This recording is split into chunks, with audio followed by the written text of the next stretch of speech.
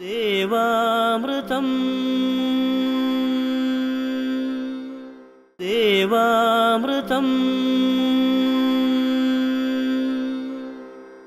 ഇന്ന് 1192 ഇടവമാസം 9-ാം തീയതി, അതായത് 2017 മെയ് മാസം 23-ാം തീയതി. ഇന്ന് ചൊവ്വാഴ്ചയാണ്, നക്ഷത്രം അശ്വതിയാണ്. അപ്പോൾ അതുപോലെ ജ്യോതിഷ പങ്ക്തിയിൽ നമ്മളോടൊപ്പമുള്ളത് സർ ഡോക്ടർ കുടമാളൂർ ശർമാജിയാണ്. വളരെ സ്നേഹാദരങ്ങളോടെ അദ്ദേഹത്തെ നമുക്ക് ഇന്നത്തെ അദ്ദേഹത്തിലേക്ക് സ്വാഗതം ചെയ്യാം. ജ്യോതിഷപരമായ മാർഗ്ഗനിർദ്ദേശങ്ങൾ ചോദിച്ചറിയാൻ, ഒപ്പം ജ്യോതിഷ ശാസ്ത്രത്തെക്കുറിച്ചുള്ള അറിവുകൾ നമുക്ക് സ്വന്തമാക്കാനായി സ്വാഗതം ചെയ്യുന്നു. ശർമാജി, നമസ്കാരം. നമസ്കാരം. ഇന്നത്തെ കത്തിലേക്ക്. ശ്രീ കുടമാളൂർ ശർമാജി, എൻ്റെ പേര് രമ, ബാംഗ്ലൂരിൽ നിന്ന് എഴുതുന്നു. മോളുടെ വിവാഹം കഴിഞ്ഞ് 2 വർഷമായി. ഭർത്താവും കുടുംബവുമായി യോജിപ്പിലല്ല. ഡിവോഴ്സ് വേണമെന്ന മോൾ നിർബന്ധം പിടിക്കുന്നു.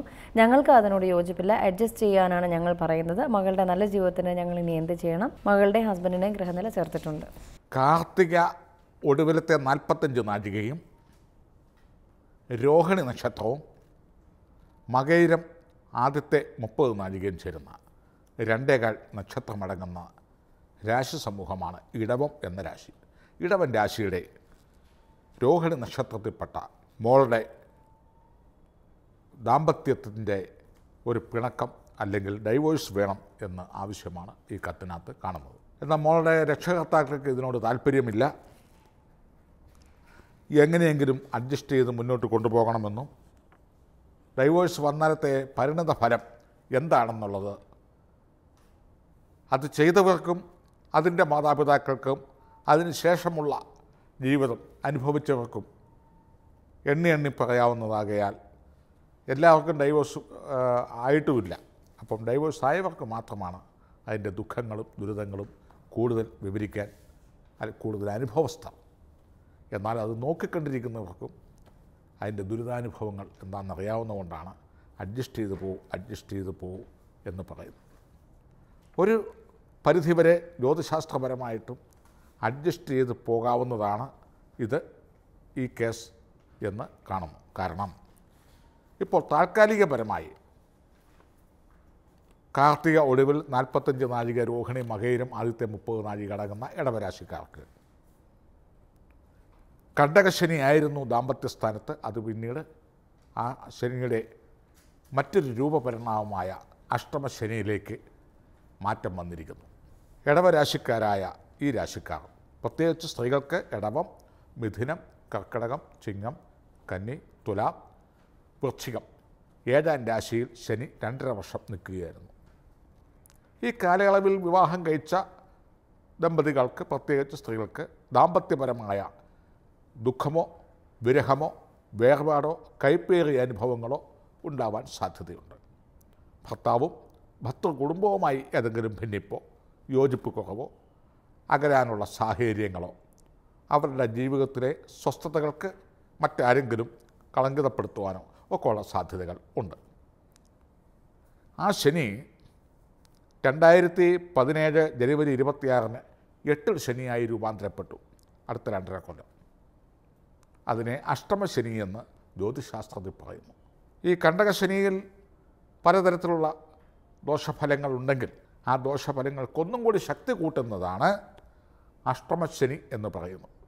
കാരണം ഏതെങ്കിലും ദുഃഖങ്ങളോ ദുരിതങ്ങളോ പ്രശ്നങ്ങളോ സംഭാഷണത്തിലൂടെയോ പ്രവർത്തനത്തിലൂടെയോ അനുഭവത്തിലൂടെയോ ഉണ്ടായിരുന്ന ദോഷങ്ങൾ അതിനൊരു നിദാനം, ഒരന്തിമ തീരുമാനം ഉണ്ടാകുവാനുള്ള ഒരവസരമാണ് 2017 ജനുവരി 26 മുതൽ അടുത്ത 2.5 കൊല്ലം.